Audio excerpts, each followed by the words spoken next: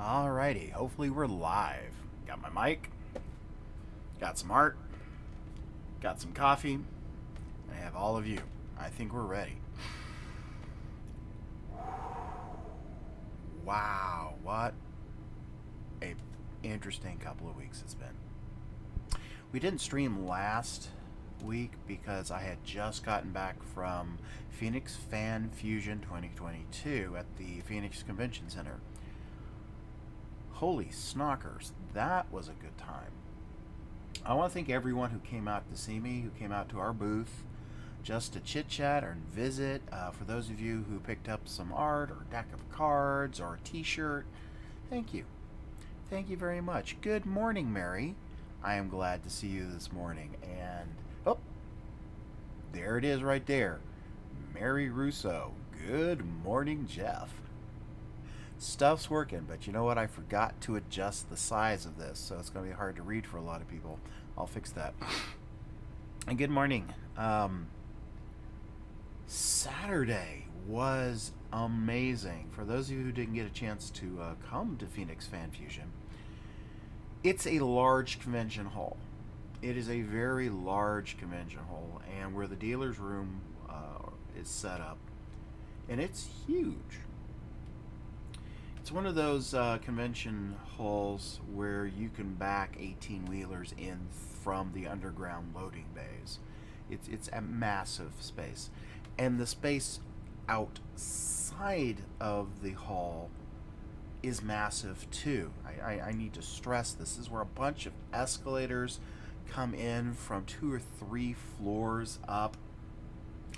And there's a food court area that just goes out, but I think the food court's upstairs in another spot, but this main area down here is bigger than the space that I'm set up in, or as big.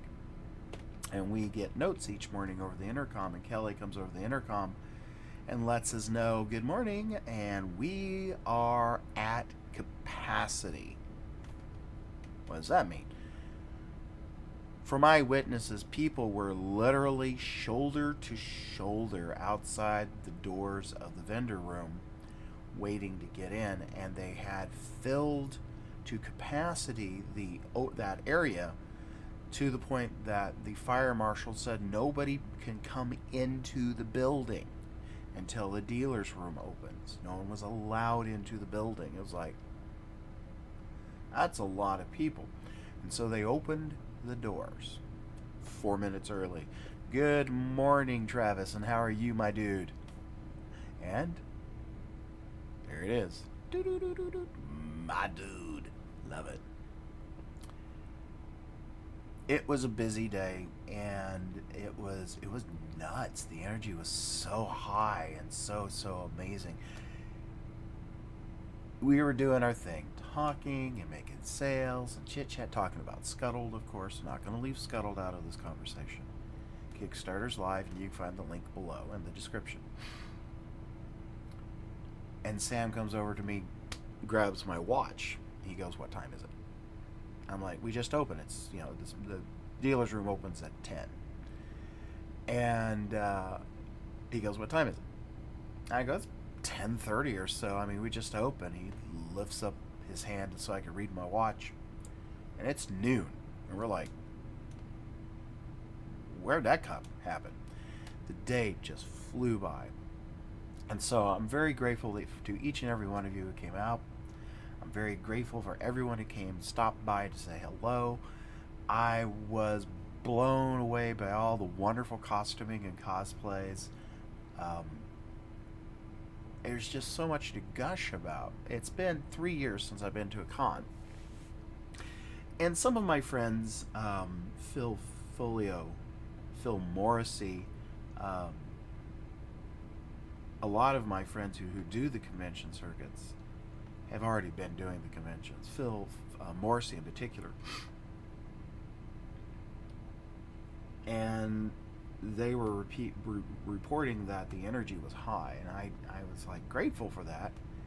Oh yeah, next year I want to see you guys there. I want to see you come out. But you know what? You had really good reasons not to be there this year. I think you can be forgiven. The energy was really, really high, and it blew me away. It fed my soul. And in the years of COVID, I didn't realize how depleted my soul had become until I was standing on that floor being charged by 1,000 bees, as it felt. And it felt good. So thank you. It was a lot of work, a lot of effort, but it wasn't my effort alone. I need to thank several people who made my booth what it was. And I could not have done it without their help. Of course, Kaylee Cobo and Sam Boston were the two people who were in the booth officially with me at the beginning. And then I acquired Tim Kirsten, and I got Lori Heron in there. And of course, we just cannot leave out Steve. Oh my God. Steve was amazing. And there's a video on my personal page, and I believe it's on the Chain Reaction Facebook page, of Steve pretending to be me. That was a good time. And I went into this convention not knowing what was going to happen and where we were going. And I came out with a really tight family of people that I love and care about very, very much. And I want to thank you guys. I mean, Ed and Danny were there to help us set up, and were there supporting us left, right, and center. And I got somebody who liked my stream. Shared. Thank you, Kaylee. And it was a good time. But I could talk for hours and hours ad nauseum, and it has become the game as I try to do art on my art stream for my friends to derail me and get me to tell old war stories. And I'm good with this. I'm all right with this. But I needed to thank everybody first, and I needed to acknowledge everybody who is a part of that. Hey Kaylee, just popping by to say hi and good luck with your stream. Thank you very much. I believe I'm in good hands today.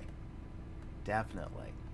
You have fun at work, and for those of you who are at work taking a moment or two to sneak in a stream, thank you again.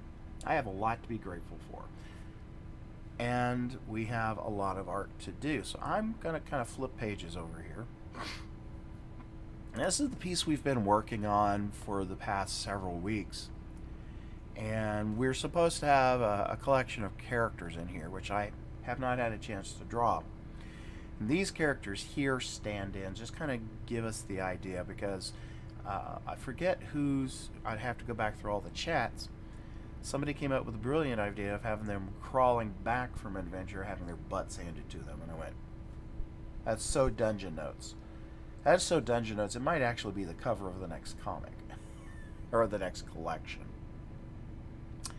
So whoever's idea that was, thank you very much. We're going to move forward with that. I just haven't had a chance to do anything with it because, convention. Oh yeah, and there's this other minor event that was had. Oh, by the way, we are going to Tucson in September. These are some things that are coming on I need to announce. So, but this Kickstarter is live for Scuttled. And if you've pledged already, thank you very much. If you haven't had a chance to pledge, please jump in there. Every little bit helps. I'm also going to be introducing a new game here in the next few weeks.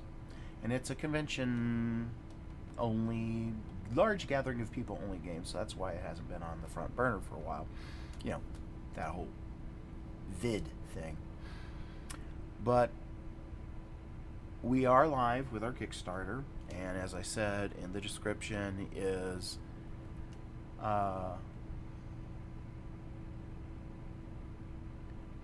Inari.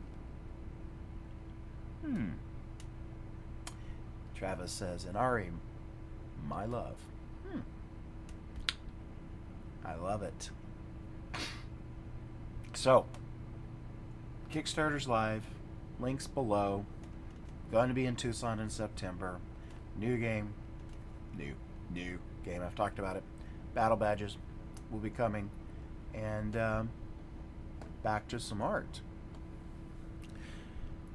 I'm going to work on this piece here.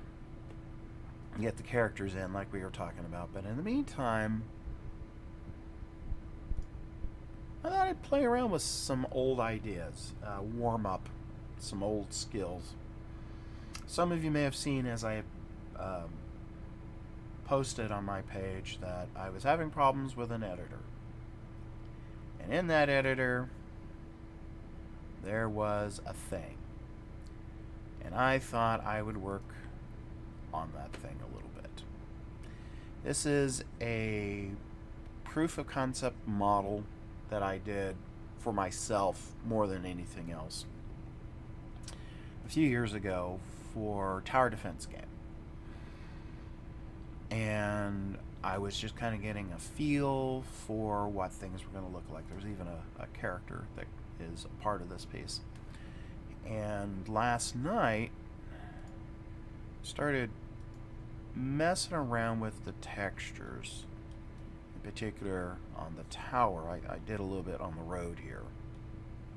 Just kind of get a feel. Let me do a render here. I don't know if it's going to show up there. There we go. Just kind of get a feel for how this piece was going to look, kind of set an art style. And I'm kind of there on this piece. For those of you who are wanting to know, this is 3D Studio Max 2012. I think this is one of the versions before they went to the cloud. And I'm going to be working in this on a lot of different things, not just on this little project here. But I wanted to... What is the count on this? So we're under 1,300. We're just over 1,200 polys for the whole scene. That includes the ground. I believe that's just for the whole scene. Does it include? Yeah, it doesn't change. So if I were to delete the ground, which apparently was extensively high, we're now down to 208 polys. So apparently I'm doing things to that ground. What's the modifier list look like on that guy? Oh, yeah, well, that's why right there. I've got a mesh smooth on the ground, which is why it is doing what it's doing. So if I were to just make this a plane, it flattens out, and now it's just a piece of flat ground. And you can see that mostly here. And so I had put a modifier on there called Edit Polygons, which I used to push and pull the ground into shape, but as you can see, it's real pointy. And so just for funs and grins for myself, I threw a mesh smooth on there. And so we went from 240 polys to 1,200, or I'm sorry, yeah, 1,200 polys, 1,232 polys, just so I can get some smoothness in that terrain. So, oh!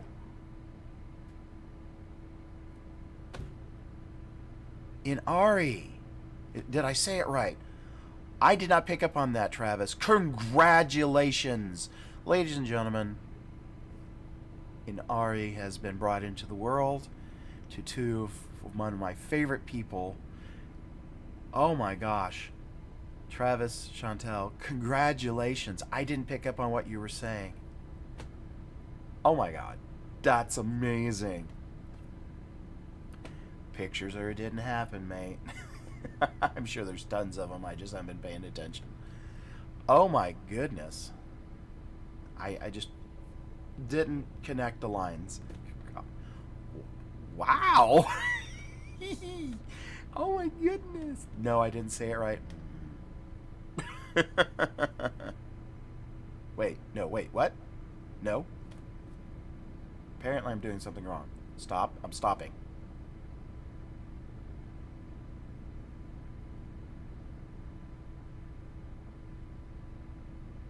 I stopped.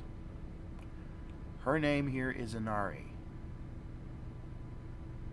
You talking about Chantel? I'm confused. I know there's someone on the way. I thought it was fast. I thought that was really fast. But I've been under a rock. I'll admit it. No, dude, wait. No, stop. It's like, pump the brakes. Pump the brakes.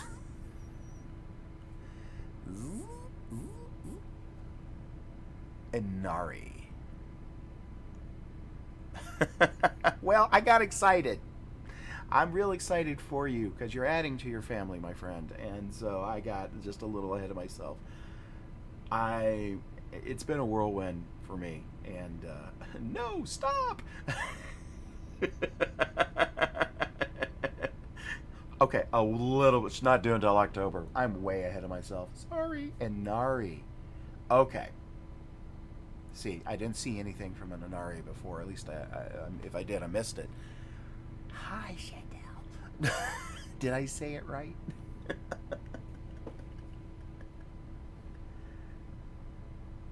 Correct. Well, I'm excited for the addition to your family, clearly. And yes, Chantel, I know that you are Travis's wife. Hi, guys. I'm sorry. I was a little excited. I was like, I knew there was someone coming, and I'm so, shall we say, absent-minded professor-ish that I thought, well, maybe they're further along than I thought. So, well, I will be sure when the newest member of the family shows up to be not only that excited, but more. Will that make up for this? I suggested the guys coming down. Yes. Okay. Inari, i.e. Chantel, is the one who suggested they come back from an adventure with their butts handed to them. Thank you. Look, art. Sorry, guys. This has been a day. But it's been a good day, so I'm not going to complain. Okay, so my plans are, discounting this ground plane, is to go ahead and add a little more detail to this model. In particular, this roof line is very boring to me because it's just so straight angles. I created this with the idea of doing different things, being modular. So, for example, you notice I have the tower here highlighted, but nothing else is highlighted. Like this little building right here is not highlighted because it will make it all better. Good. I am not adorable. I am an evil ogre. I have a reputation to protect.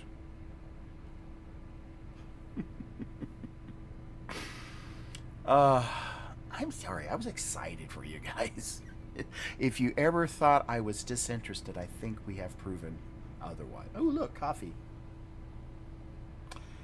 And if you want to support me and my art-fueled engine, caffeine-fueled art engine, you can buy me a coffee at buymeacoffee.com/chainreaction. I'm an adorable ogre.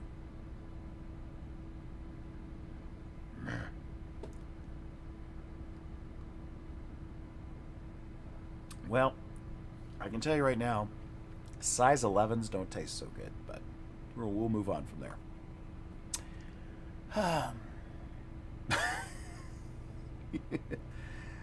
You will not find Dee out. She is here on stream. You are on the list of people to get pictures after she is born. Well, and then you see, Inari. I thought it was a rather appropriate name, so I just assumed. And I keep forgetting people's Twitch handles, and I even forget my own handle, but back to the art. All right, I'm going to play with this piece right here. I'm going to go full screen on this. And we're going to see what kind of a mess I can make of this. So I'm going to hide everything but this object right here. I'm going to add some polygons. Basically, I'm going to slice where all these shingles are up the roof line, and then we're going to kind of, make steps so it looks like there's rows of shingles there in the profile. I don't know if that's really needed because this piece is designed to be seen from about an angle like this, and probably from that distance. That is not the picture I wanted. Alright, let's go back to this. Hi, let's do the same thing here. Yeah, we want to work for that. There we go, and about that big. So I wanted to do this for a RTS, a real-time strategy game, which is a top-down game, about three-quarter view, about like what we've got here in the picture, where you basically are trying to keep opponents from going from A to B. That's all tower defense really is you're just trying to stop people from coming from one point on the screen and getting to another point on the screen. And to do that, you put obstacles. In a lot of the fantasy medieval games that I like so much, and I'm a huge Kingdom Rush fan, if you want to know, is that you put towers that create fighters, or towers that create wizards, or towers that have archers in them. And I was exploring this concept for the Dungeon Note universe, and then I kind of made a new universe just for this concept. In fact, I have these little fighters. I don't know if I have. I'm gonna open up a thing here and see if I dig around here real quick and see if I can find a picture of the fighter progression that I kind of had here. Wow, my screen just went black, didn't it? Yeah. Why is that thing full screen? Of all the stuff to be full screen in this world. So I thought you would start with peasants, and then get men-at-arms, and then get actual fighters, and you get knights. You go from pitchforks to swords. And this was kind of the progression as you added points to your towers. Like most, you kind of go through this progression. And so you wouldn't start with the tower like what I'm working on. I think that tower would be either between man-at-arms or fighter, somewhere in between here. And then when you get to the knights, you get more of a castle-y kind of feel thing. And I was just kind of messing around with this concept. Let's see if I can close this here. Yeah. That was bright. Sorry. Oh. So kind of going from there. And so last night I was digging around, kind of dug up this, and I even have the tower, which this is what I worked on a little bit last night. Adding some wood texture, adding some concrete, which, I need to probably play around with a little bit. And just kind of seeing what worked and what didn't work. And I kind of liked how this ended up being. There's still some things I want to work on. I think these lines are way too dark, and I want to play around with those a little bit. But this is made up of many, many layers, which I apparently did not name because, past me did not like future me. So I thought I'd play around with this just as kind of an exercise of just kind of getting back into stuff and seeing what I can come up with. This game probably will never see the light of day. I mean, all that exists you've seen everything that exists except for the little fighter that I did, and we'll play with him at another date. But today I just want to get in here and play around with this, just to see where it takes me. Sometimes you just gotta dig stuff out, look them around, look them over, mess with them, set them on your table or desk, and let it live there, and kind of go, is this where this is? Where is this going to take me someplace I want to go? And at this point, I don't know. So what I'm going to do is I'm going to hide everything that I don't have selected, which should leave me with just this tower. Now you'll notice there's a hole in the tower to accommodate that piece. You'll have to fix that because I want to keep this generic so that I can put snap pieces on, like the window dormers are gone, all the flags and stuff are gone. This is all designed so I could snap pieces onto it. But for now, we're going to just kind of piddle around with this roof here. I think that's everything. And of course, since it's being seen from top down, there are no polygons underneath. I'm not going to waste polygons on surfaces you're not going to see. So part of this is going to be me tweaking all these shingles, but also deleting the extra polygons that what I'm going to do is going to create. We'll see how this works. It's probably going to end horribly for me. But for now, I think I'm going to make some adjustments to some vertice placements and see what happens, because I know what's going to happen. It's going to stretch this texture, and I'm not going to be happy. Yeah, that's what I was afraid it was going to do. Alright. Fine.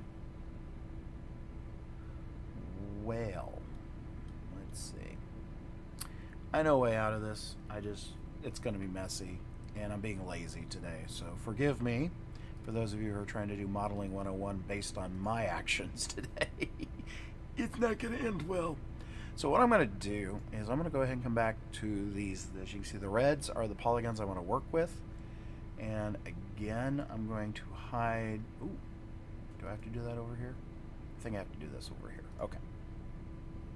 There's a way to hide everything but the selected polys, and I've just got to remember where that is. That's the other reason I'm doing this, is it's been so long. I mean, I don't know where all my basic tools are anymore. And I need to get back into doing this. I want to get back into doing something that I love. I want to keep doing my passion. And I encourage each and every one of you to do the same.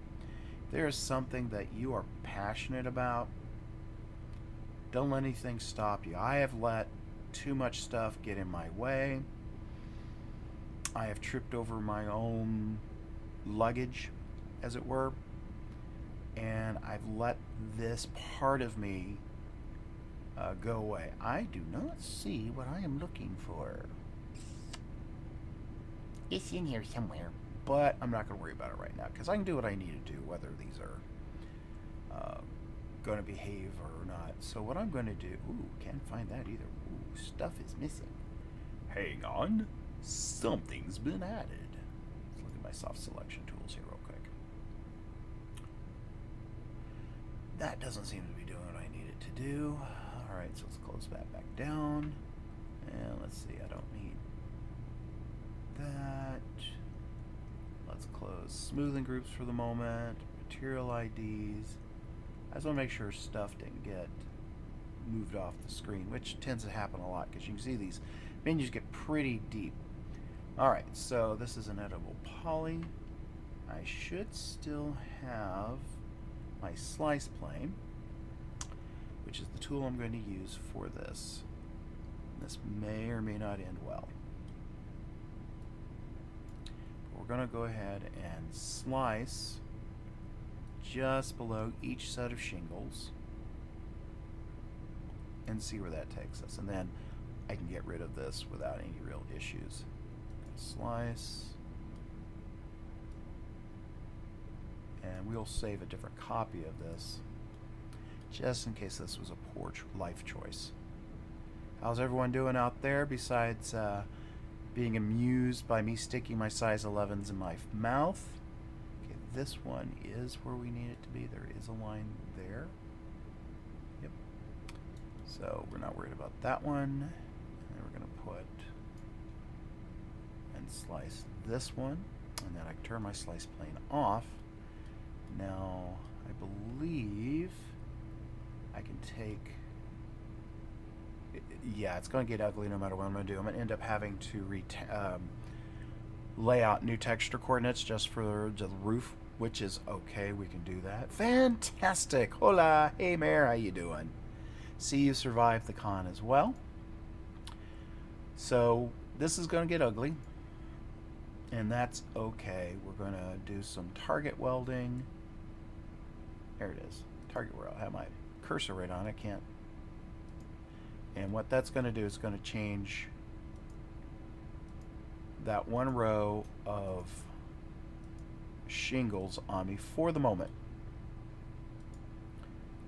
I'm going to be able... Ooh, that's not what I want to have happen. What's going on there? Ooh.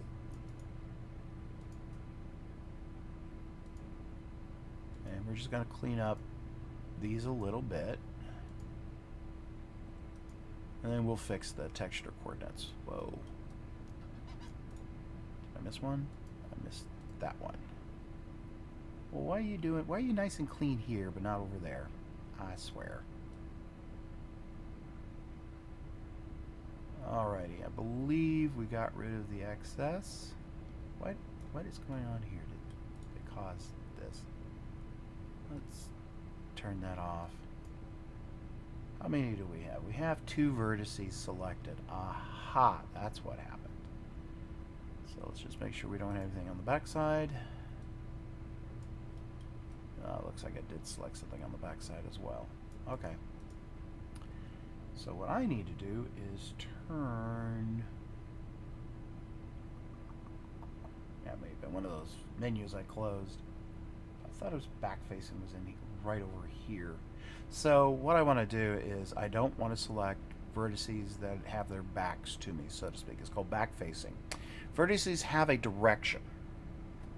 So you have a vertex, which are these little blue dots in this one right here.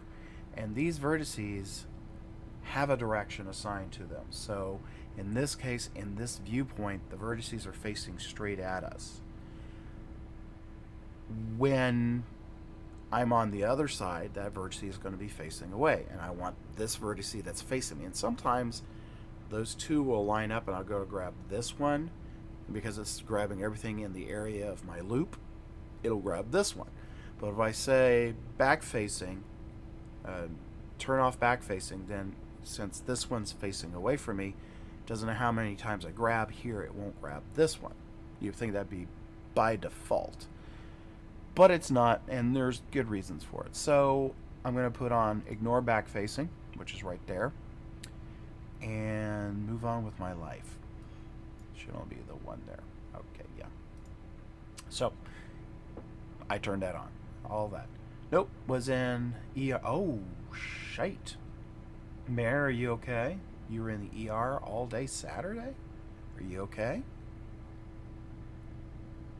Working and watching. Well, I'm hoping I'm entertaining.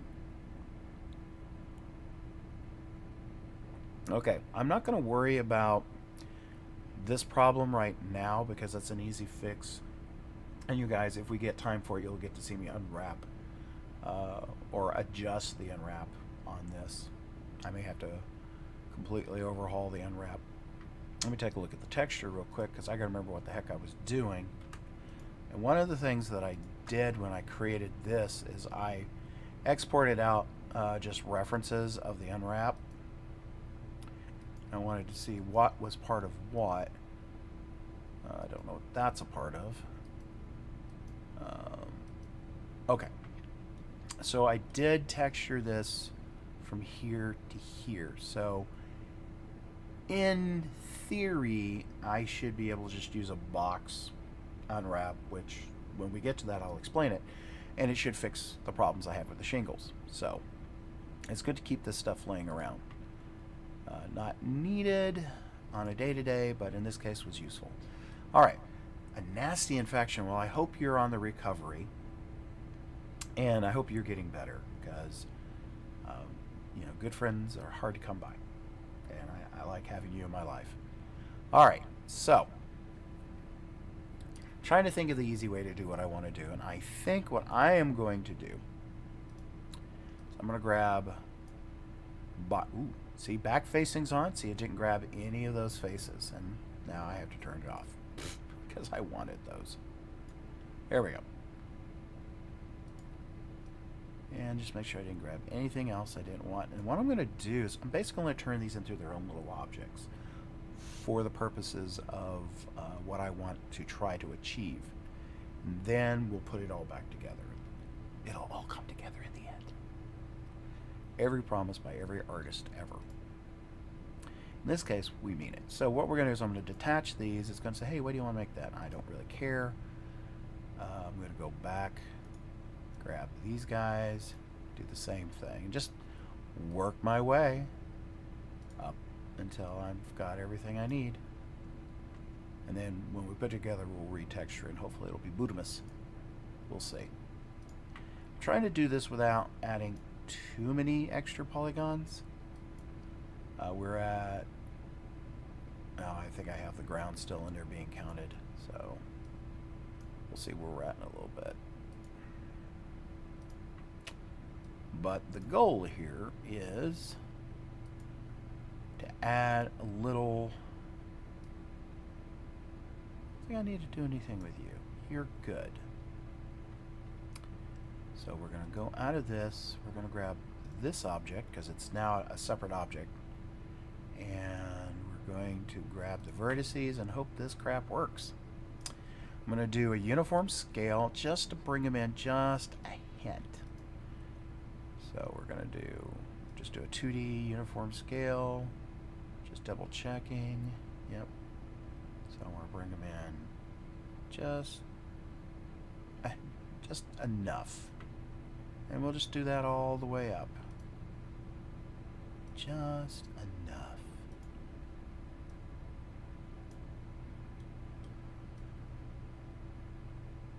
It's going to look more like a Christmas tree when I'm done.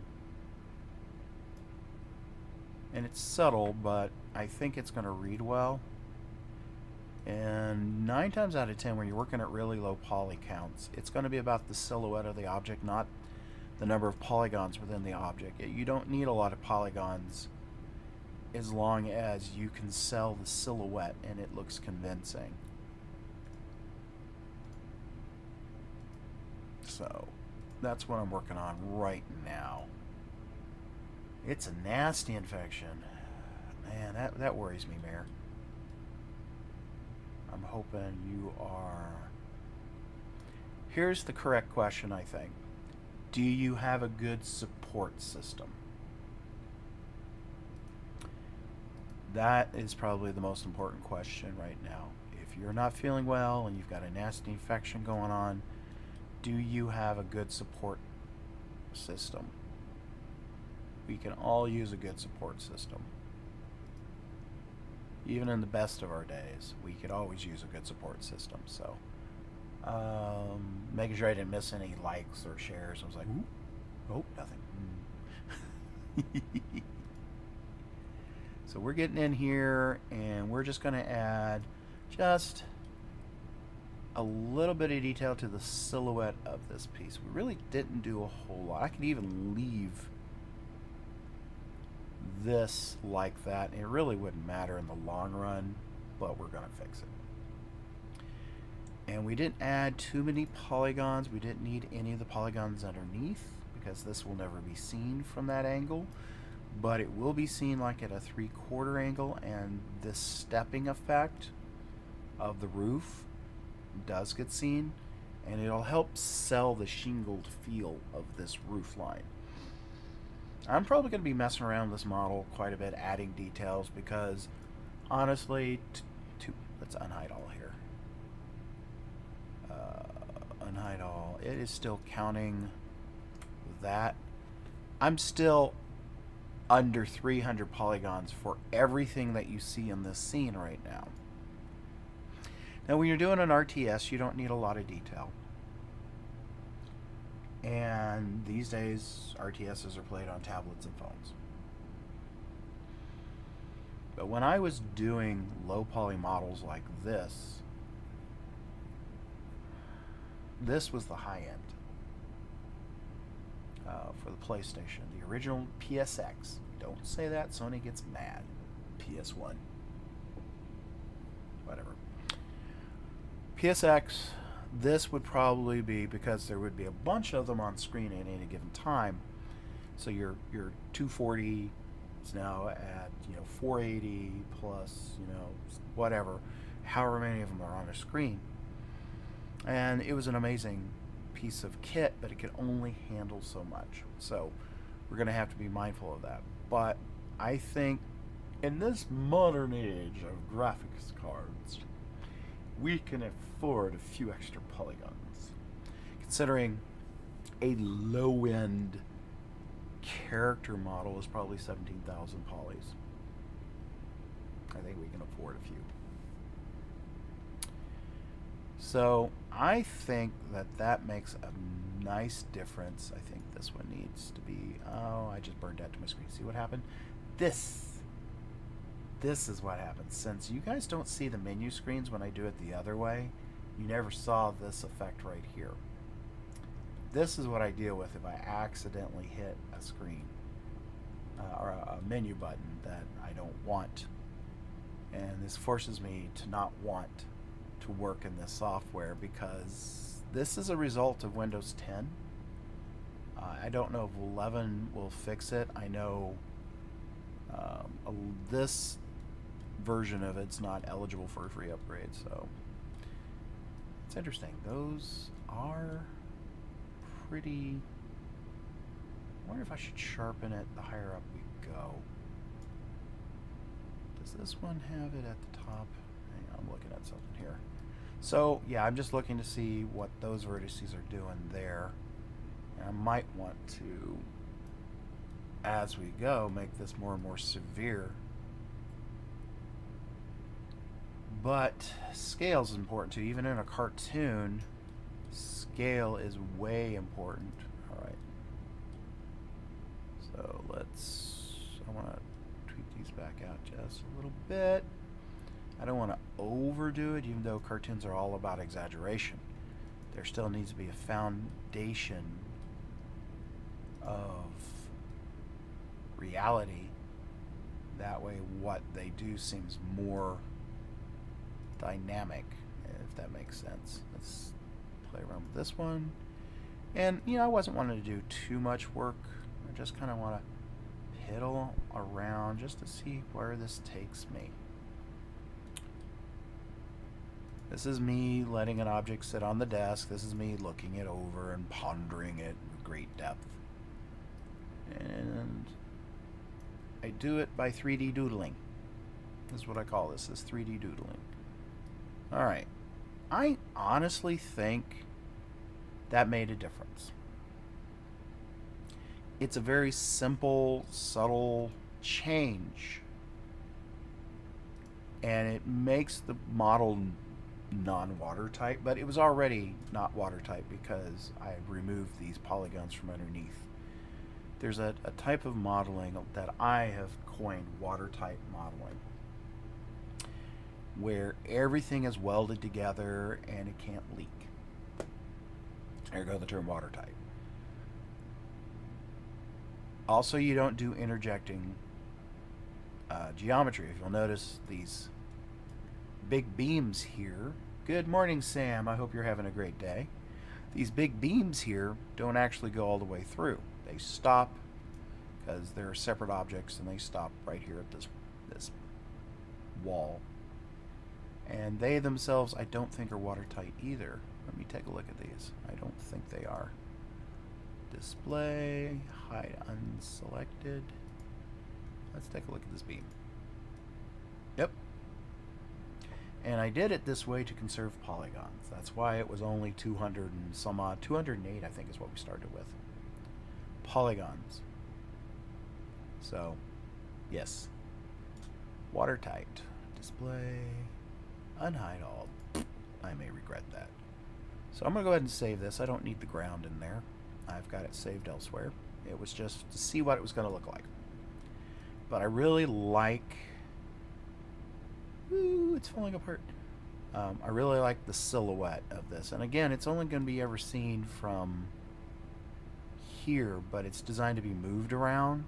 So as you move around, you pick up that stepping effect of the shingles. And I think that's well worth it. So I'm going to hide unselected. Oh, that's right. Ooh, it's now all a bunch of separate objects. So let's grab the dormers and hide them. Oops, wrong thing. I said the dormers.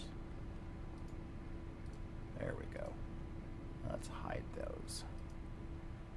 And then I can now grab the tower and the roofs.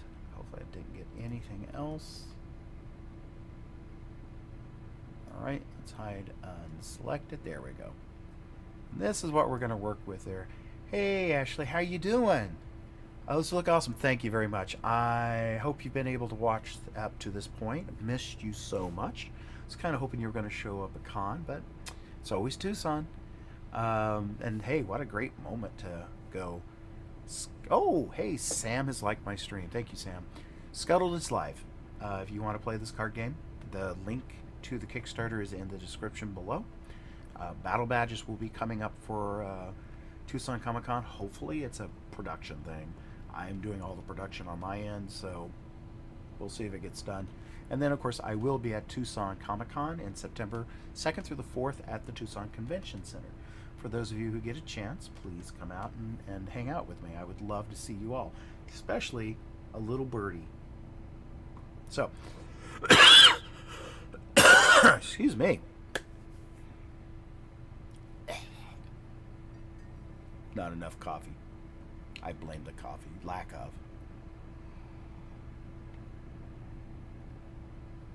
Isn't that cool? It's one of my favorite cups. One of my favorite characters. This is the World War I flying ace, Snoopy.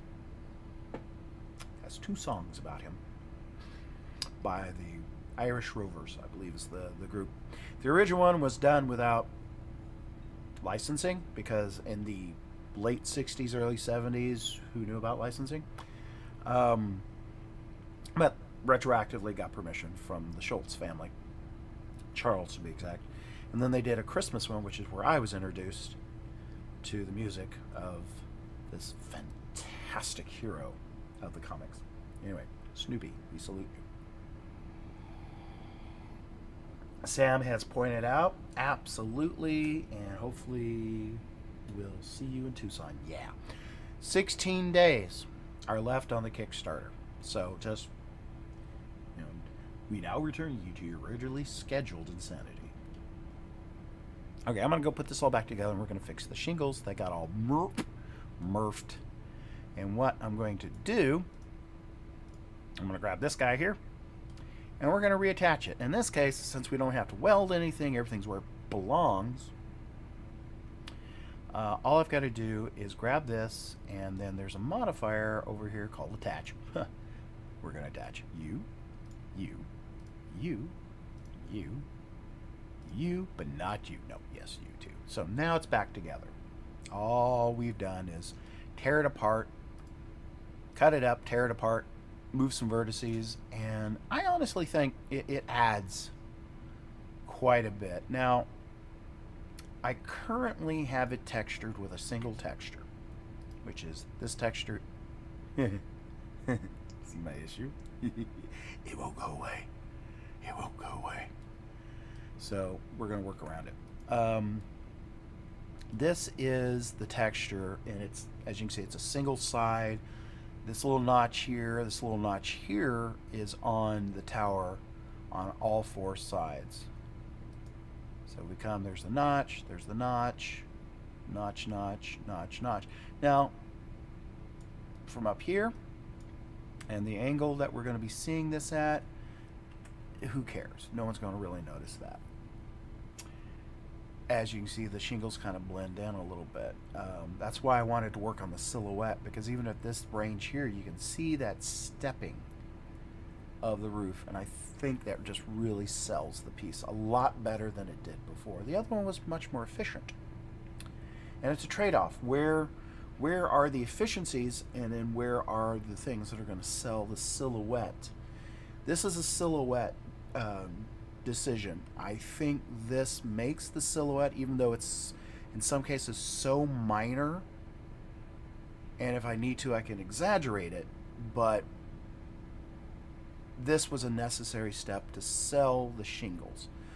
Now the next thing I need to think about is the texture. Like I said, it's a single texture with a single side. Now if I were to scale down the textures, which for the vertices is not a big deal because I work in vectors.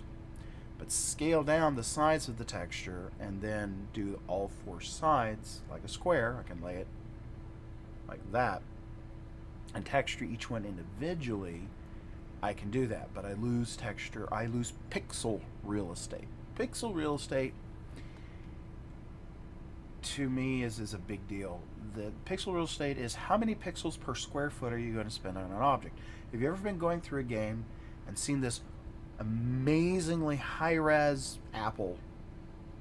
You know, it's like this big on the screen, but it's detailed and it's shiny and you can see every detail, and the tree next to it's blurry because they're using the exact same size texture.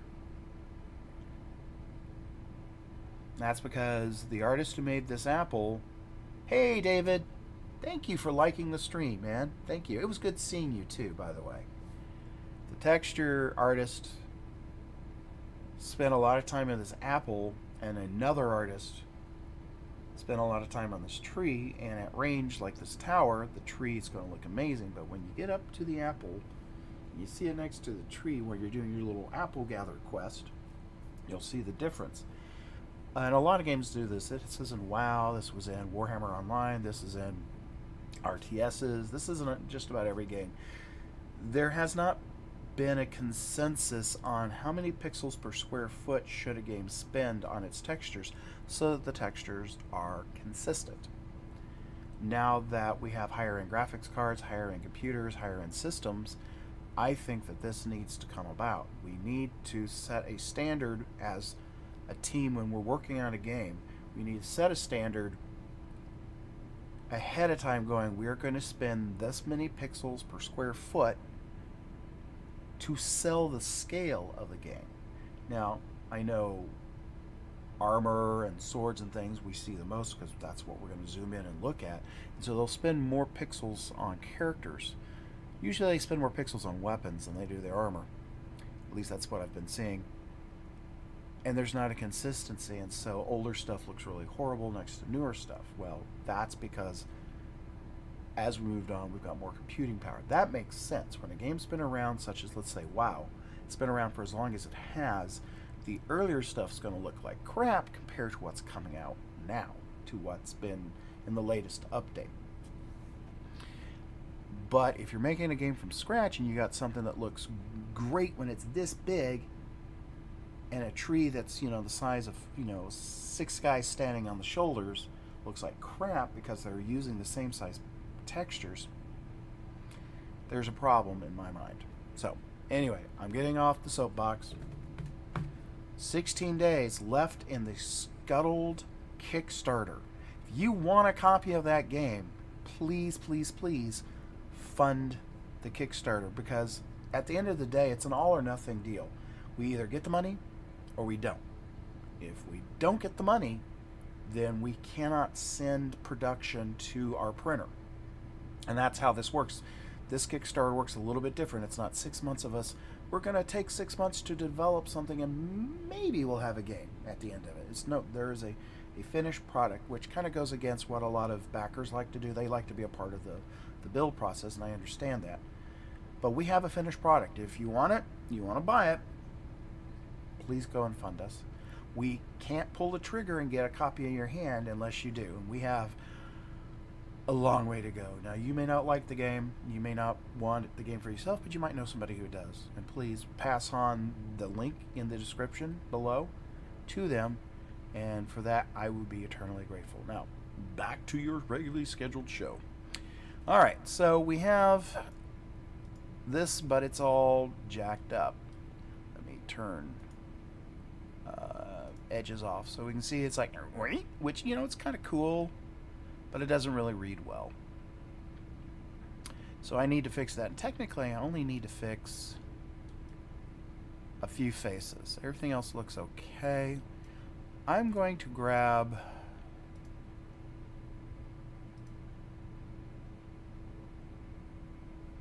this one here. Why is it not showing up in this view? That's weird. Yeah, my computer's starting to do bad things to me, I think. Let's go front. Let's grab this whole line here, which should light up. See, it's not lining up in this one. Weird. Maybe I do edge faces. Oh, okay, fine. And then I want to look at the unwrap. So I'm going to do a UV unwrap modifier on just those faces. And I want to open it up in our UV editor, which is going to appear way the heck over here. So what I'm seeing is that the UV coordinates didn't move for these guys. So hopefully this is just a real simple fix. We'll see. Hope. Let's bring them down to this level. Whoops, we don't want to do that. Come on. Bring it straight. Can we bring it straight down? Let's see if I can do this. There we go. Snap it down, and then scale to there. In theory, still looks a little hinky to me, but it looks better, but it looks a little squished. Oh, and that's because the ones above it need to come down as well, but at least it looks consistent. Alright, so this line right here where it's shaded needs to come down to where this red line is here. So in order to do that, I need to look at the texture. Fortunately for me, this editor which we had opened up, which is a UV editor, this is completely different, should allow me to display the options, mapping. Gotta remember where it is. It's been so long. This is me relearning everything. What I want to do is I want to see the texture in the background, and I may have to do, there we go, that. There we are. That's what we want. So now I want all of these. We're going to move them up. Wish I had a handle, but I don't. We're going to move them up. And then we're going to take these guys and we're going to scale them. Yeah, I said we're going to take these guys. There we go. We're going to scale them in. There we go. It's not perfect, but we're getting there. So now I'm going to go ahead and collapse 2. Going to grab the row below. Let's do this here, just because it makes it easier. We're going to grab this. If I'm mumbling, please tell me to speak up. If you can't hear me very well, please tell me to speak up. And we're going to go back to our editor. We're going to see, why is that over there? Drag it over here. Let's go ahead and put the tower pattern on here so we can see a little more what's going on. And we have a lot of these vertices where they need to be, but reality is these guys need to be pulled straight up just a little bit. And then the ones on the outer edges need to be tweaked. So let's grab this one. Let's grab this one. And let's drag those bad boys in. I mean, I could snap them. I'm doing this the hard way, I'm sure. Let's take a look. Not bad, not bad, not great, not bad, but hey, we fixed it, so we're going to go ahead and collapse 2, which is going to preserve those changes, and I can't accidentally undo them. I'm going to take this edge off, and that's what our tower is going to look like in game, more than likely. So that silhouette, I honestly think, makes a huge difference to that roof line. Adds a little bit of character and a lot of detail. One of the things that I used to teach when I was a lecturer at the Guildhall at SMU is that I would teach people who have never touched this piece of software how to build stuff. And we'd always start with a box. And I would very evilly always refer to the box as a crate. We're going to build a crate. And I would show them how to do different things. I would show them how to extrude and to bevel and how to delete faces and rebuild faces. It's a really good little object to start on. And then we'd make barrels, and then we'd do stuff and make a bunch of things. And then I would give them an assignment. And this assignment was make a crate in under 20 polygons, actually triangles. Make a barrel in 30. And then make a bottle in 20. Well, and then I said everything had to be watertight and assumed it was going to be picked up and thrown. So it needed to have bottoms, and you couldn't not build like what I've done here. I didn't build the underside. Their assignment, they had to have the undersides on those. So the first lesson is the second you start doing anything to the cube that comes in max, it's 12 triangles to start with. And of course everything you're going to do is going to be times 6. So as soon as you touch any editing tool on the crate, it jacks the polygon or the triangle counts up immensely. And the lesson there is that sometimes you want the textures to do all the work for you. In this case, I'm letting textures do a lot of heavy lifting. Shadows, details. I did come back in and add polygons to this roof, but it was, I think, a needed thing for a silhouette. The barrel is a lesson in round sucks. Rounded anything eats up your polygon counts. You can make a pretty good barrel in 30 triangles. It's just not going to be pretty. But round sucks. And then the third lesson, which is the bottle, which is 20 polys. And I've had some really creative solutions to the bottle. Some really pretty ones. But the lesson is, it's not the detail you build into your model, it's the silhouette of the model that's important. And here's that lesson right here. It's the silhouette. Now this reads like a roof and not some slab of wood-colored material. This reads as individual rows, even though these rows repeat themselves and there's no detail on the rows themselves. This was a necessary, I think, decision to add polygons to a roof. It helps sell this particular style.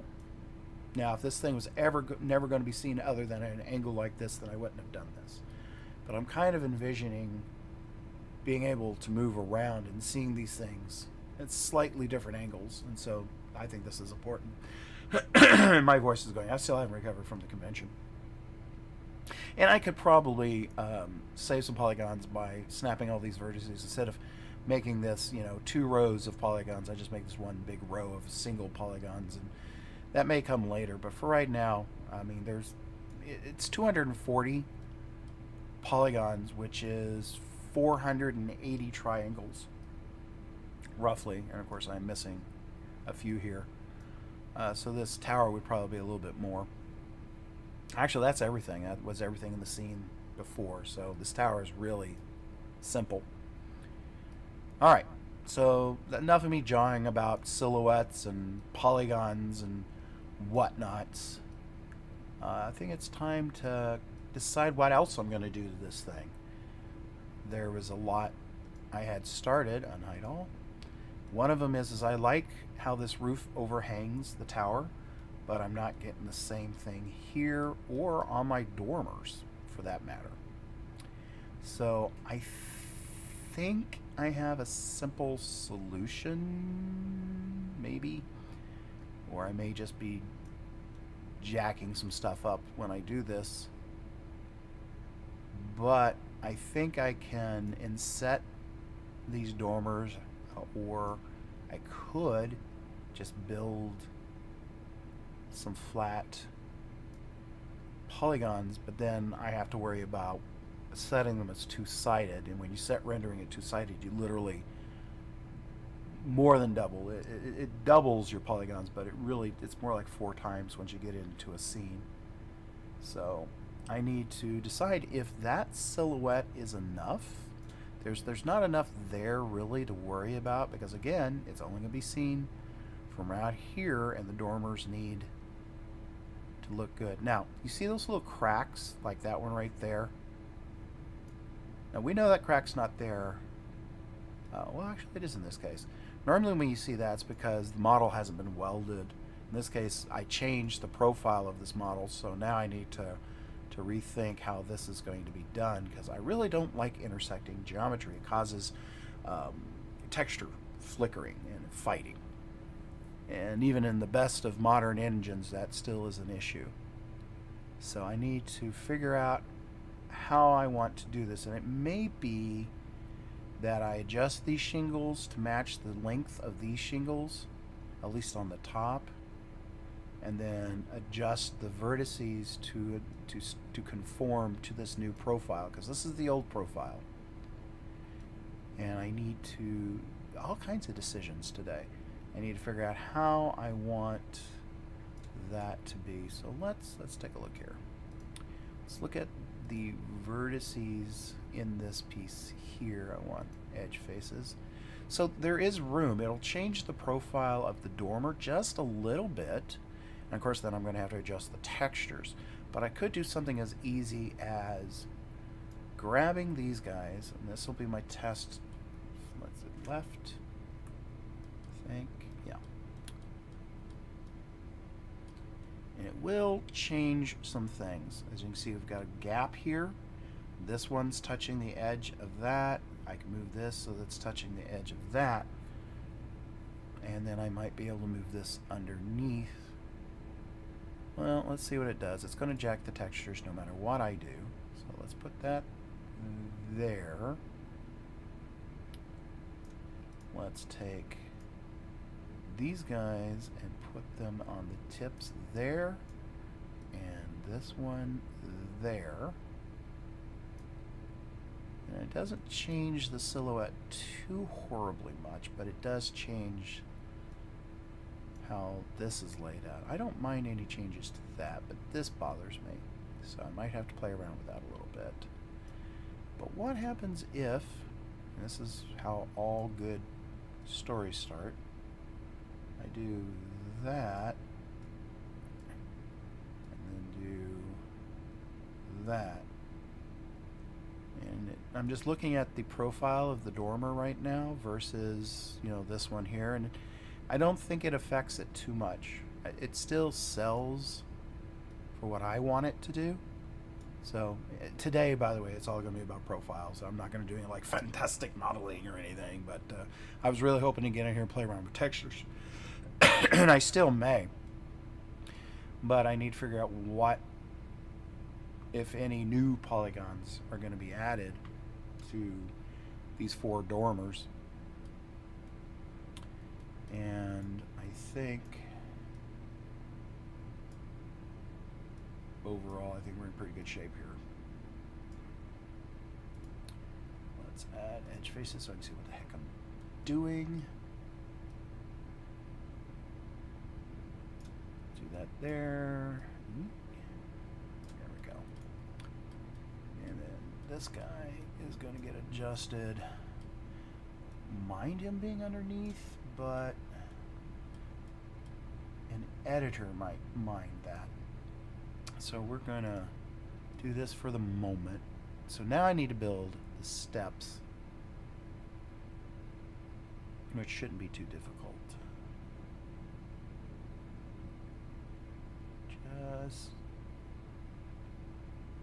The problem is if I make these customized just for this roof line, then they can only ever be really used just on this roof line. The advantages of the old roof line, it was generic. It was a slope, and then these can be stuck in anywhere. And these could be, I mean, it would be real easy to just take all these vertices and pull them inside to the model and then, you know, done, right? And a lot of people will do that. but I also know that causes some issues with some engines. So I need to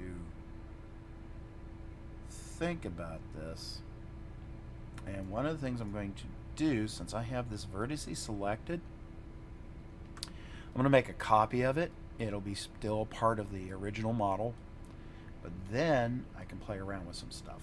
So what I'm going to do is hold shift down. I'm going to make a vertex that sits right there. And then what I'm going to do is I'm going to hide well, actually, let's do this a couple of spots too. Let's do this here as well. Where is it? Okay, there it is. I just can't see it. And then let's go ahead and shift this down to there. And let's go ahead and bring this all the way down to here, just because. And then we're going to go ahead and hide everything else. And then when I turn on my polyedit mode and I say I want to create, we should see these new vertices pop up. Let's take a look here. So what I'm going to do is I'm going to go ahead and create. Actually, is that going to be a quad now? Hang on. Did I just screw myself in a way I just didn't realize I was screwing myself? Nope, we're good. Forgot the mission. I did not read the assignment. So let's create. Let me get this at an angle here that I can work with. And I'm going to make this big so you guys can watch. We're going to go ahead and create some new polygons just to see. This is going to be, well, new triangles. Just to see. So there's one there.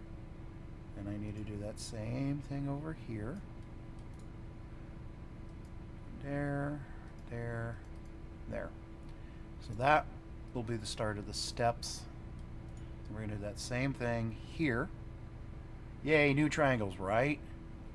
It's the first time this model's had new triangles since I built it, and God knows when I did that. And we're going to do the same thing here. And that's how easy it is to build faces in this engine, or in this, whoa, except when that happens. There's user error. I could literally build a face in the middle of nowhere. Sometimes it forgets what we're doing. Alright, let's try that again. Gotta watch my cursor change, and then I know I've got it. Except that's not where I wanted it. Again, user error. Hang on, I don't like that. Let's try that again. There we go. Alright. So now that's what that looks like. That's not horrid. It's not great, but it's not horrid. And while we're here just messing stuff up, why don't we inset these a little bit? I don't know if I want to do that. That would cause issue. I mean, that's such a small thing there. I don't think it would matter. But there's part of me that's screaming, push this in. Play around with that a little bit, but you know what? I don't think that's necessary. Alright, and this whole thing may have been an exercise in futility. Let's just unhide all. Doink. And that works well. I do need this area here to be filled in if I was going to be consistent. But now this fits at least in this location on the model. It won't fit on any other location once I commit to this particular change. And I think I will, just for funs and grins. Let's go to left view here. See how annoying that is? Oh, it gets... if I do this, I'll have to restart the software, which is okay if it keeps happening, but it's annoying. Alright, so while we've got everything here, and again, my voice is still rough from the convention. Where's that at? let's not do that. That's okay, and then let's undo that. And see, that is there. That's where it should be, roughly. So let's go display and hide unselected. And then we're going to do exactly what we did before. We're just going to add a little step in here. And let's get an angle so we can play with it. There we go. U to U to U. Okay. I believe that was a good. Yeah. We're going to do the same thing here. Dink. Dink. Dink. Okay, that looks good. Now we have a grader. That looks dangerous, doesn't it? Alright, display. Unhide all. Let's see how that snugs up to the roof. Should relatively be a good match. I mean, I'm sure there's some minor clipping, but for what I'm trying to achieve, I think that'll work. I mean, it really, this over here really doesn't matter that much. Again, it's about how the model is being intended to be used, and honestly, you're not going to notice it that much. Maybe a little bit right there. If the model's at the angle it's supposed to be at, but the thing is I don't know what angle. I know it's not going to be seen from underneath, so that's why all this is safe. But it should be seen from roughly no greater angle than that. And I think it's going to be predominantly an angle like this. But you don't know how a model's going to get used. You might use it for a cutscene, you might use it for promotional materials, or come up with a gameplay mode that takes advantage of something within your game. Now, there is no engine, there's no game, this is just me modeling stuff, trying to think through the problems that I could encounter, or I have encountered in the past. And that's why I'm like, this may not be a good idea, but we're doing it because it's fun. Reality is when I did the steps, I should have stopped. Done, right there. We've added 6 polygons, so that's going to be times 4. So we're going to add 24 more polygons to this scene, which would bring this to 264 polygons, which for everything in this scene is not bad. Some of this stuff's not textured. It's not bad. Not great, but not bad. And I think that same silhouetting needs to happen, or the stepping that I did for silhouetting on the roof probably needs to happen with this too. So we'll see. Is this something you guys enjoy seeing me do? I'm just sitting here just blabbing, telling stories. I know a lot of you are not 3D modelers, and you came here to watch me, paint pretty pictures, which is what this would be about. But I'm kind of getting a little technical because I'm trying to take myself to a different place, trying to get back into modeling on a regular basis, and doing some animations. And speaking of which, I have an animation that I could play, but YouTube won't let you see it because it's got copyrighted music in it, which I didn't think of at the time. I was just doing something. And I had recently shown it, and a lot of people really want me to redo that project. And so this is kind of heading in that direction. So I've got to warm up. I've got to figure out how I used to do things, and then figure out new ways to do the stuff I used to do. Because I have improved. Even though I haven't been doing 3D modeling, my texture skills and the way I think through models has changed. And I think that's pretty significant here. And I want to incorporate all the best. So yeah, you want to see the grass? Here's the grass. Ta-da! I did grass. Added a little tooth to the dirt. I'm not sure how I feel about that.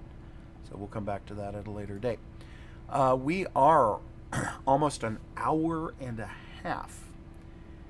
Problem with doing technical stuff is time flies when we're getting in here. Do you guys want me to go to 2 hours? Or is this a good stopping spot for most of you? Because I know a lot of you are at work. And I know the sound of my voice is enough to lull a lot of you into sleep. See, Mary says, I find it very interesting watching the creation from inception to completion. Have not ever had the opportunity to see creative mind at work. Oh, I'm so sorry. It's a scary place to be, honestly. You want to talk about random chaos. It's an artist's mind. Well, thank you very much for wanting to see this process and then see some of my problems. Fortunately, in this stream, I've only done it once. I'm getting better at not doing that. It's a right mouse click that brings up a quick menu. And for whatever reason, the way these screens are drawn and the way Windows 10 deals with these screens, it does this. That is the location of where that menu was, and it won't redraw that spot. And you saw, as I flip over to a completely different piece of software, there it is. Very frustrating. It is very frustrating. But it's what I got to deal with if I want to do what I want to do. But this is one of the reasons I haven't modeled. I use this as an excuse. This is my baggage right here. To not focused on 3D modeling, so I've focused on 2D graphics, which, I mean, come on. It's a lot of fun. Wow, that is just so annoying. I bet you guys wish I would show my screens without pop-ups. But then you can't see my cursor and stuff. But, you know, doing the 2D stuff has allowed me to grow and feed my soul, which is important. It's now time to feed this part of my soul and get back into 3D editors, which if you were watching my page, you will see me wince and complain about Unreal 5, which is a beautiful piece of software. Can't wait to get into it, but my hardware is not up to snuff, so I'm going to have to do that on a laptop, which is much better than my desktop right now. So it's not like I don't have the means. It's just going to be a disjointed workflow. Meh, the price I pay. It's okay. First world problems, right? All right. Well, let's fix this. That's a mess. That's a mess. We need to fix that. And then we can replicate this on the other 3 sides. So let's go back to hide unselected, so we just have our new jagged. Good grief, that thing looks dangerous. And let's see. Well, let's just play around here and see what the let's go to left view here. Where are you? Hello, there you are. And let's grab these faces here. I know this is not going to be ideal. Now let's unwrap. Let's take a look at their layout in the UV editor. Now this editor, wow, that is some jacked up stuff. This is jacked up. Look at that. This editor here is different than the editor behind it, in so much as I'm affecting coordinates of faces in relation to a square, and the square happens to have a texture in it, but it will not physically alter the geometry. What is that even attached to? Holy snockers. So here is a case where I think I'm going to turn this off, and I'm going to instead remove that modifier, and I'm just going to put a good old-fashioned UVW map. And then what we're going to do with that UVW map, hopefully, is refit this texture. Now you can see it's showing the whole texture and even upside down because it's projecting it straight down. So what I need to do is put it into Y. Is that it? That's what I want to do. Let's fit it. Yeah. All right. That's a good place to start. And we're only affecting the roof. We're not affecting this front face. So, now with that in mind, I can unwrap it, open it back up in the editor, and I shouldn't have quite the disjointed mess, or not. My goodness. What is going on here? Let's put this over here. It really wants to be over there. Okay, I see what's going on. We're good. I will probably...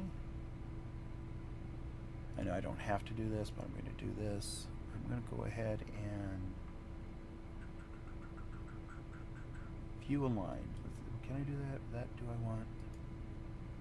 Yes, that's what I want. So it was backwards compared to the way I laid out originally, and so I just wanted to flip that before I go back in there. It's just a workflow thing, and I'm sure there's really 1,000 ways to do this better, but this is the way I'm doing it. Just, why is it over there? Gotta figure out why it defaults over there. All right. So what are you looking at?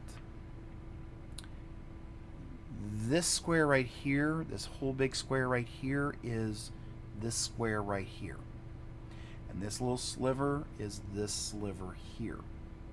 So forth and so on down the chain. So we have a really spiky, dangerous thing right here. Now, this is the texture for this. Now we've added to it. So it may behoove me to use part of this for the roof line, but for the moment, what I'm going to do, I'll grab all of that, and we're going to, hopefully it scales. No, not what I wanted. Is it this one I want? No, I want it to scale uniformly. I think. Nope.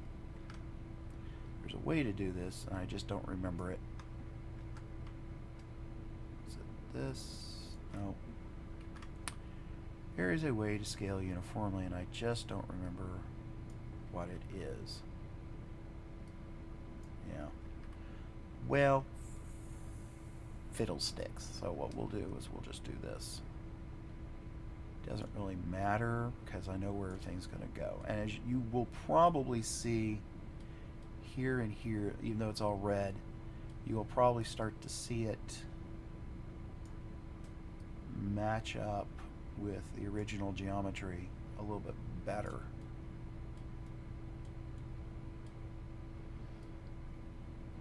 And we may not stay married to this, but we're going to give it a whirl just to see if we like it or not. So you can see it's lining up better here, and then we're going to go ahead and close this and then take a look and go, is this working?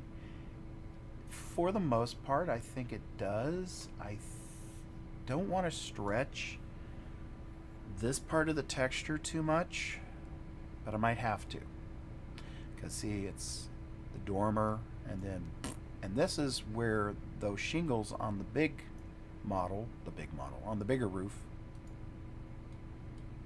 line up. I think I kind of want this line and this line to be the same, but then I also want this line and this line to be the same,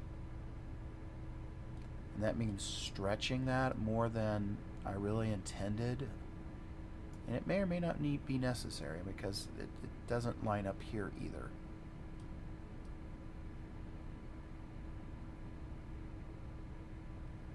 So let's see. It would be nice, but it is not a necessity. But, he says, anyway, but. Because we also got a lot more wood here. So let's go back to the unwrap of this object. Let's see. There we go. And let's unwrap these a little bit further. So now we'll use this. We can see where the shingles are in the texture, which is here and here. So let's make some adjustments, which we may or may not like.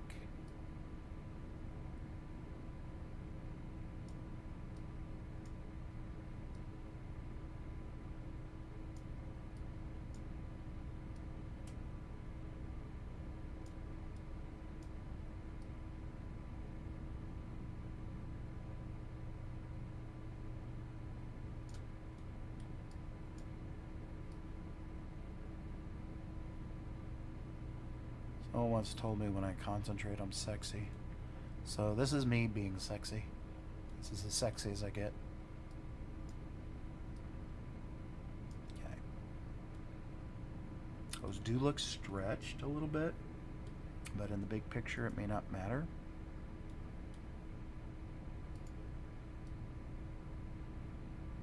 I don't know, that doesn't look too horrible.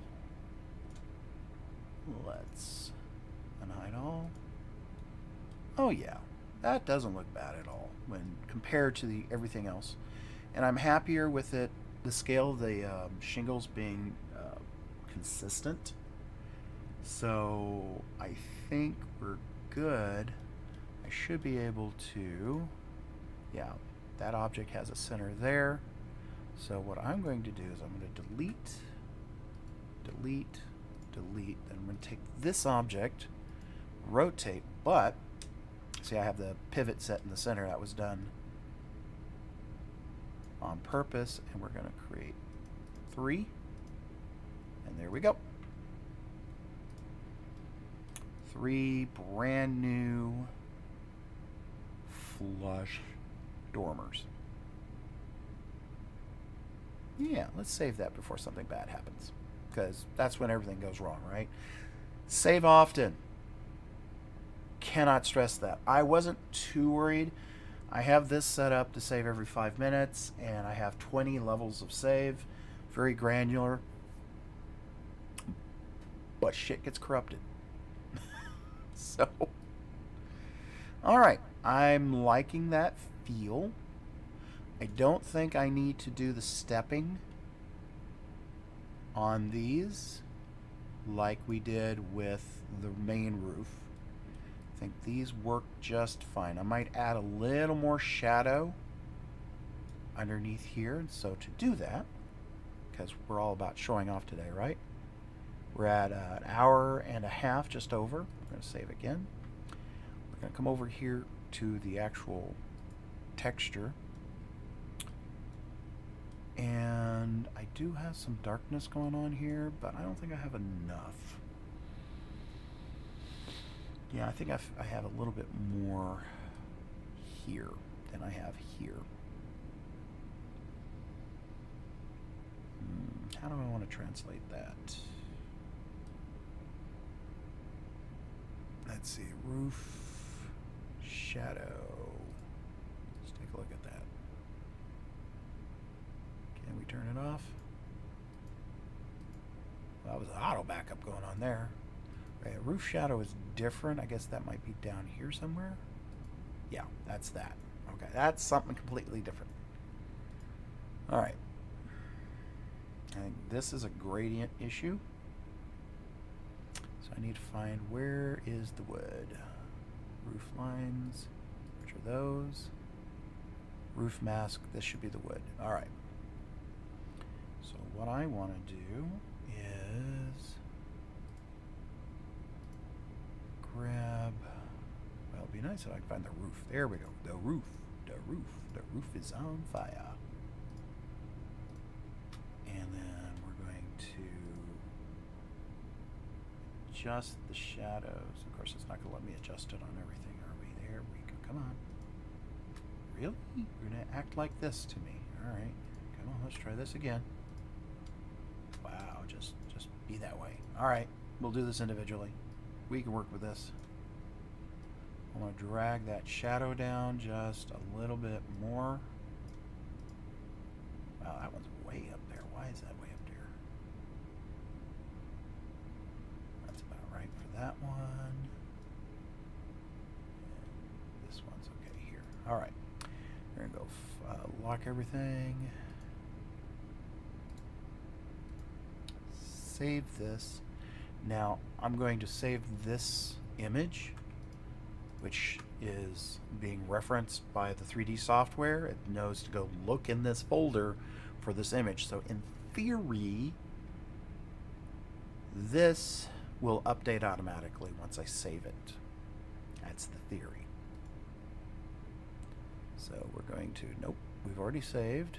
We want to export image. Here's our image. We're going to go ahead and save. We're going to go back from here. Mesh it. Now I got to remember where the heck it's at. Come here, you. I have too much stuff. Let me drag this over here. Just way too much stuff. It's easier for me to see over here. I'm not hiding anything. I'm just like, where in the heck? There it is. Tower Def. That is not the folder. I need to I thought that was maybe it's okay. Maybe it's under Flash files. I have this project split up in a couple of places. So one of the things, one of these days, I will do. There it is. I will put everything in one spot. So this is the updated tower. So let's save that. And it did it. And in theory, there we go. We got slightly darker, which is a lot of work for very little payoff, but I'm happy. That's all that matters, right? Alrighty. Yeah, I like the style of this roof. I like what's going on here. I'm very happy. One of the things I'm probably going to do with this texture, ooh, that's stretched, is make that top look like metal so it shines when it's spun around, give it a shader. But I'm going to do that in Engine, which means Unreal 5, which is what this is all about, is getting this model updated and moved over to Unreal 5 so I can start relearning an old editor, an updated version of an old editor. Convoluted, I know, sorry. So I really am happier with this roof now. And those dormers are working for me better. Little tweaks. Sometimes it's just a nudge, and it makes all the difference. I remember working on Arena and doing the faces that are down at the bottom so you can choose your character face. And at those days, the whole screen was 320 by 200. It wasn't even 320 by 240. It was 320 by 200. And you would move one pixel in this face that I had drawn, and it made all the difference. It would change the look completely. I mean, of course, the face was only maybe 10 pixels wide by maybe 12, 15 pixels tall. So, you know, that wasn't counting the hair. That was just the face area. And just one pixel. You know, you could hide a lot of crimes with low res. I don't know how to draw. That's okay. You're only using 10 pixels. Go for it. Actually, no, you're an artist. Hi, guys. So, this is where I am now. I'm really digging this. Making me... I almost want to go back and build those faces just because I want to do something with this other than use it as an RTS model. But I think the next thing to address, I think, would be this little door area. There's a couple of things going on here that I like. There's a couple of things going on here I don't like. I kind of want to make the roof overhang this just a little bit, and there's an opportunity to do that. The shield's in the way, so I may have to do something with that shield, but that's just a piece of art. That's not even a piece of geometry. So I might do something with that, and then I also might cut this up, but I got to figure out what that means, because we do have an edge piece here, and that either means giving thickness or getting rid of this edge. I'm not sure what I want to do with that. So I think the first opportunity is I'm going to go ahead and find that shield. Should be in here somewhere. Do so much crap. Did I give it an actual name? Maybe. I got lucky. There it is. Alright. And we're going to go and save this, and then we're going to go ahead and export out another version of this so I can sort of kind of start working with that piece. And then I'll put the shield someplace else. Maybe make it smaller. It's the advantage. You go back and forth. So we're going to go ahead and save. And of course it wants to put it there for some reason. Why? It's not where I loaded this from. And then we want to go to tower defense game. And this is a new tower. Okay, that's done. Come back over here, and if I refresh, maybe. There it goes. Disappeared. Perfect. Okay, that's what we wanted to have happen. So now, I'm going to take this guy, and we're going to grab some polygons, because that's what it's all about, is the polygons.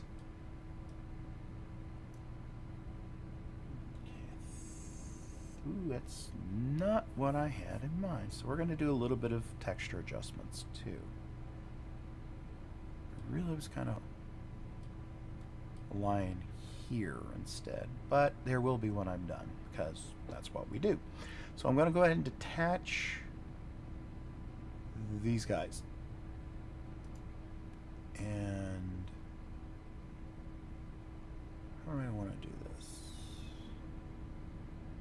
Let's go ahead and make the changes first. I think I know what I'm going to do.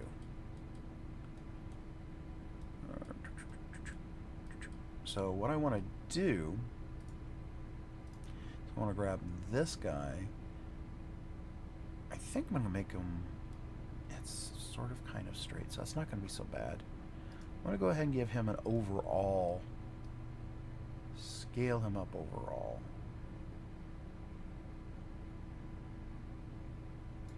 Yeah, I know it's rising up. So let's not do it that way. Let's do it this way and get a little more control, hopefully. I still want to, there we go, just a little overhang. Again, this is all about silhouette. So how much will depend, but I think that's not bad right there. Now I'm going to hunt down the vertices here. What I'm going to do is I'm going to go to wireframe. As you can see, this has injected itself into the model quite a bit. And it's also come down. So what I want to do is I want to move everything kind of, well, actually, you know, let's do this whole thing. I don't have to be draconian like that. I can just move the whole thing up just a little, because there's room for this to be moved. Here we go. So that'll cast some nice little shadows in addition to the shadows I've drawn on the piece. I really don't have to do too much more than that, do I? I think that was just enough.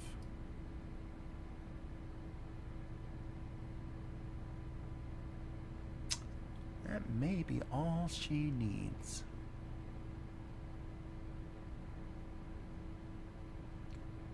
But this wouldn't be my live stream if I did something easy.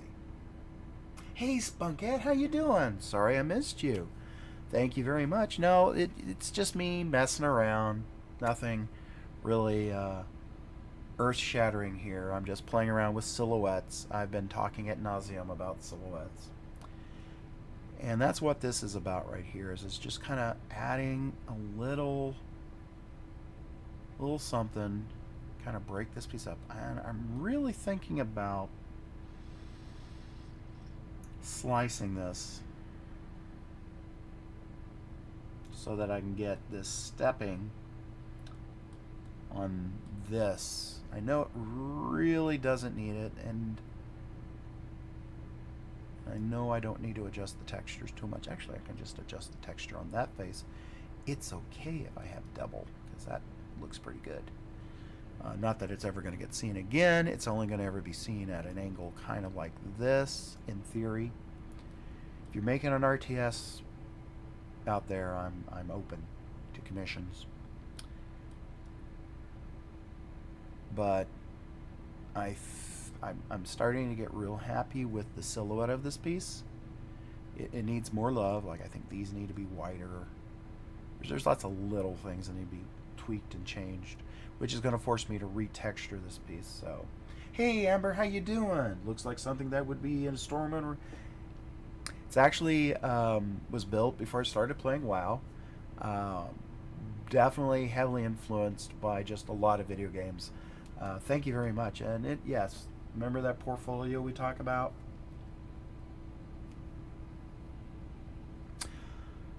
This is me trying to get something into Unreal 5. And then from there have a nice little portfolio piece that people can run around, or just screenshots of. I haven't figured out which, because that lighting package, it's beautiful.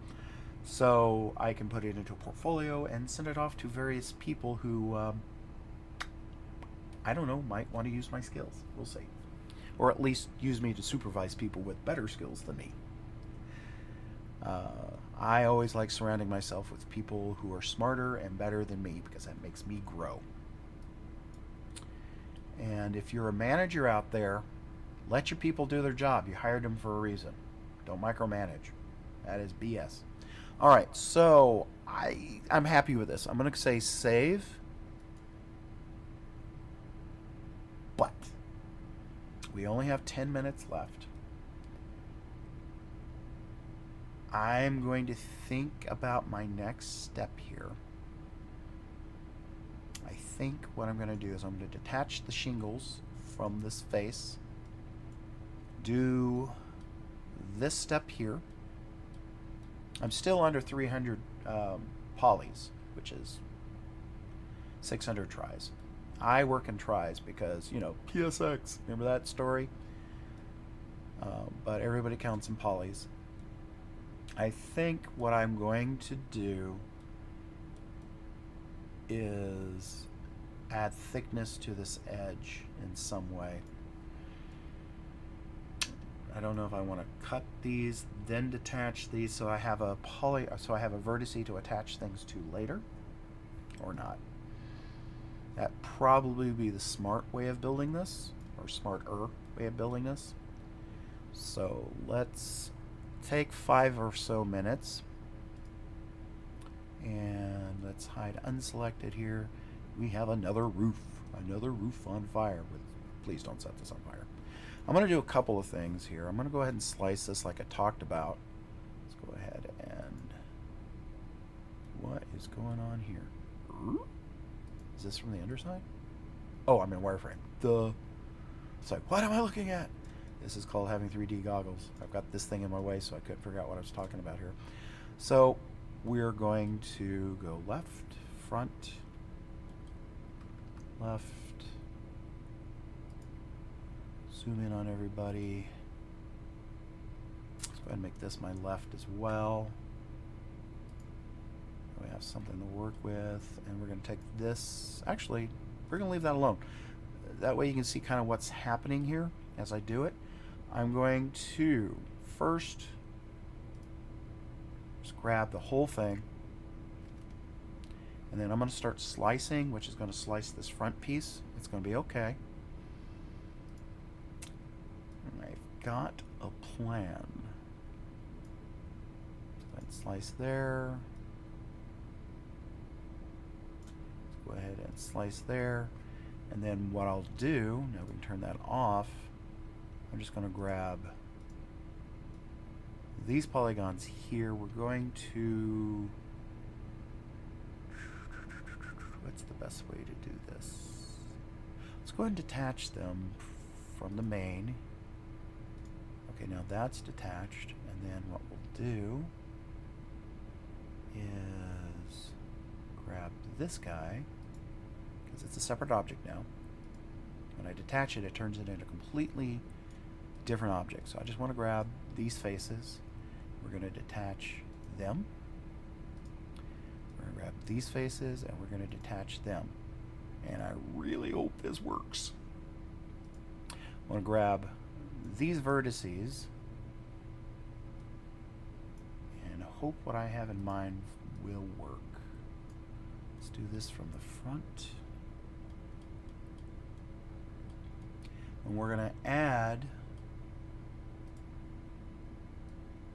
a little bit of that shingled flare.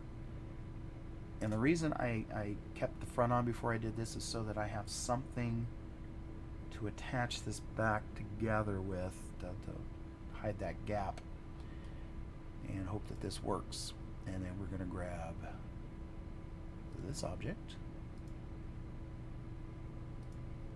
and we're going to grab this vertice. I'm going to do the same thing here.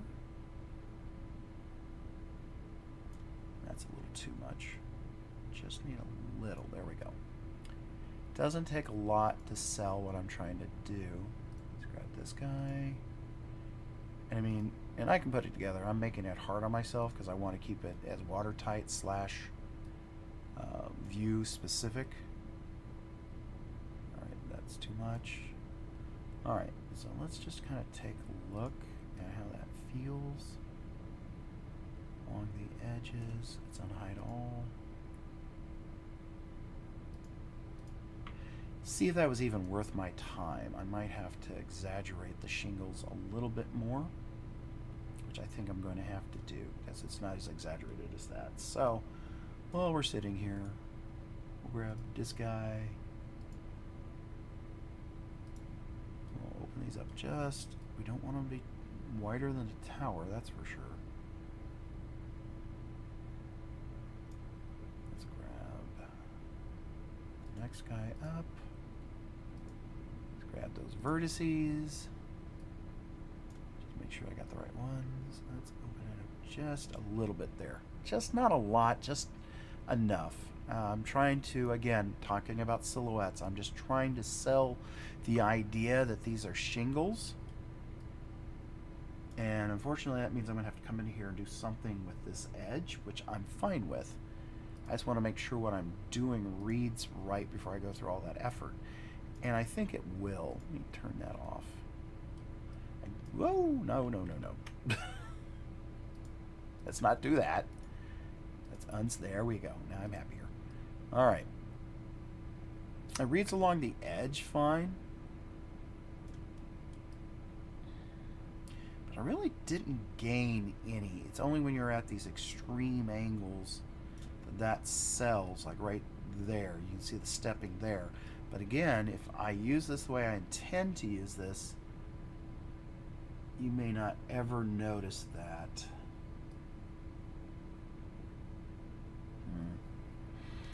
Was that worth it? I don't think so. I don't think, you know, I'm at 270 polys.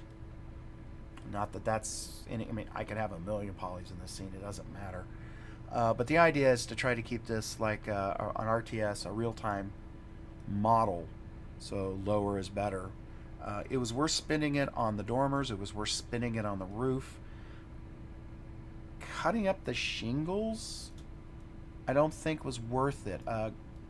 Making the roof itself bigger than this definitely sells, especially that shadow I've got down there that's hand painted in. It sells that better. I honestly don't think, because of the distances, I mean, I'd have to make these really exaggerated. I don't think it was worth it. Let's really exaggerate that one, because I can. And let's do a couple of other little things real fast. So let's take this guy, let's exaggerate him more. We're going to leave the bottom one alone. We're going to exaggerate this one a little bit more. And then we're going to do a couple of things to this one. Again, we're just doodling here. This is what I call 3D doodling. We take this one, we're going to extend it out, but then I'm going to take this piece, we're going to bring it up off that roof line and see if that sells this a little bit better. Okay, so that's a little more exaggerated. It also adds a little bit of a curve to this, which is not bad. It's not ideal though, but it's not bad. I don't know. What do you guys think? I'm going to go ahead and save this because there's nothing here I can't fix. I think we've got 5 minutes, which I said we're going to take 5 minutes to play around with that. We're good. We're going back to the big camera. Hi, everybody. This is me doodling. There was a point I could have done all of this in like 10, 15 minutes. Thank you. It's looking good, says Lori. Thank you very much. You saw me fumbling looking for tools. You saw me looking for things. And, of course, struggling with that thing in the middle of my screen, which I did pretty good. I only had one. I'm going to go ahead and keep the roof line the way it is. I'm going to go ahead and fill in the gaps, tweak the textures, and then try to get this, all the little details and all the little texture details into this, because there's some pieces that haven't been textured. There's a lantern, there's a banner, there's some odds and ends that haven't been textured. I'm going to go ahead and texture, and then I'm going to get this into the Unreal Engine.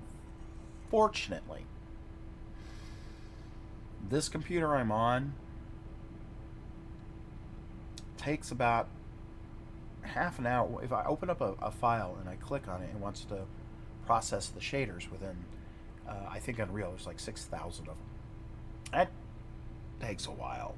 And once I'm in, I can do stuff, but I'm afraid every time I do something, it'll try to update those shaders, and it'll just be like watching paint dry, literally. So I've got to come up with another solution. If you guys want to see me work in Unreal 5, watch me stumble around. Well, thank you very much. Stumbling around trying to relearn something I'm very passionate about. I like Unreal Engine, have liked it because it was so much easier to use than Hammer or Radiant. Radiant wasn't so bad. Radiant and Hammer were very similar, though. You had to go to a different kind of it was a process to get something into the game, whereas in Unreal, it's like, it's in the game. Ta-da!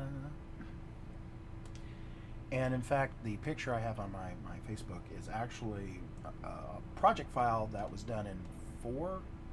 And so it read it and went, okay, sure, no problem. And then, you know, an hour later, the shaders compiled. I was like, okay, good. Well, let's rebuild lighting.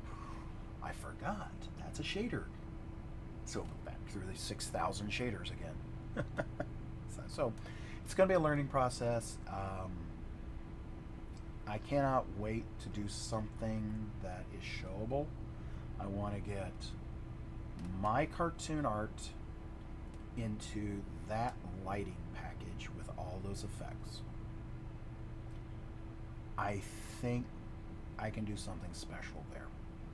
But until I learn it and figure it out, I'm not going to see it. But this is part of that path. And thank you very much for coming along with me.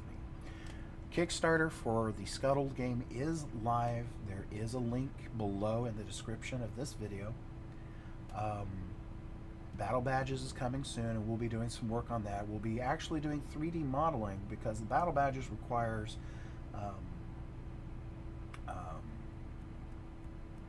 swords and shields and things for putting onto a magnetic base. And I'm still playing around with what that's going to look like. Plus, I have many other characters to do, and it's a fun little game. It's just, imagine wandering around a convention, and you see somebody with a badge. You walk up to him, you give him the secret sign, and you have a battle. And one of you will win, one of you will lose. And it's just fun. Oh, somebody walks up in the middle of your battle. They could jump in. Suddenly now you're making friends with people because you're playing a game. And honestly, that's what game, especially open gaming at a convention, is about. This is just open gaming that you can literally roam around anywhere and have a fight in an elevator. And all you're doing is, you know, you're not hurting anyone. There's probably going to be a lot of giggling and laughing, but other than that, it's fine.